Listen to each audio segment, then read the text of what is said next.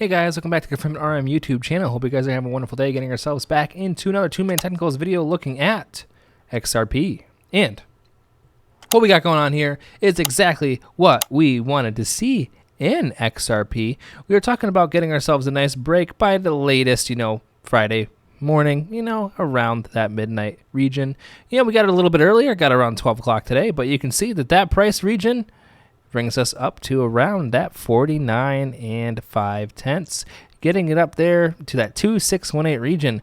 But with this sort of formation, what we're going to wind up seeing typically is holding that 50-day moving average and seeing us overexhaust to that 100-day moving average, sitting there at 50 cents and 2/10 just about. So that is another cheeky little long. If we can hold this in this next 58 minutes, for within the next day, seeing ourselves for a long of about 2%, about what today's has been. Actually, I think it might a little bit more if we go here to the daily. We see, about 1.5%. So we see another 2% candle draw up to the top of that region. So go back here, go into the 4-hour. What we can see that breaking out just on time, getting close to the top of this region because, obviously from this region, it's still bearish regardless. Even hitting up here around that 49.6, 49.5 before getting rejected, it's still technically in a bearish trend, but we get that relief still. We were talking about that regardless, guys, getting that relief cycle in there. And what we're seeing here is getting ourselves above the 786 here on the RSI, getting ourselves right back for a back test for us to move on forward. So it looks like you could have that asset to push us to the top of the region. If we're able to break through with conviction here and actually throw ourselves through the 100-day moving average, you're looking at 51 cents and 7/10 right there, because what will wind up happening, because I don't see a long up here to around this 52.7. I think myself that might be a little bit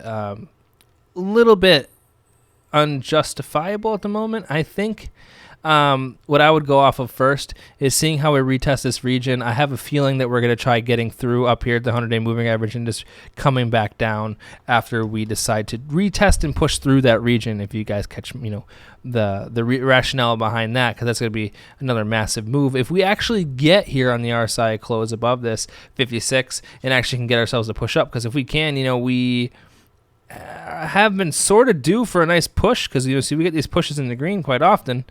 We haven't had one for a little while, into oversold territory. So it's been since July 23rd. It's been we could get that relief. I won't rule that out yet, because the longest move we have is right here. See from the bottom to the top of this region, and I think it'll bring us out to exactly what we're talking about. Yeah, exactly to that 52.5. So what we will run by, at least what I will do, waiting for a 4-hour confirmation on top of here on that 49 cents. Able to get that. Let's see how we handle this 49.950 cent region. If we get the wick to a 100-day region, 50 cents and 2/10, and we actually close the conviction above this, I'm looking for that target. I'm looking for this 52.7. But if we start to knock ourselves back, I know I'll be looking for the bottom of this region again, hitting around that 48. But it depends on how you want to play the game. If you're trying to play for the longs like that, because technically from here to that spot right now would be like what, 5%, 6%. That would be a nice little cheeky long. I mean, even from the bottom here, if you had bought right at the bottom. Now, I'll say if you dollar cost average it, I'll say right there, the 46.5. At this point, you're up 5. So, I mean, it isn't unheard of.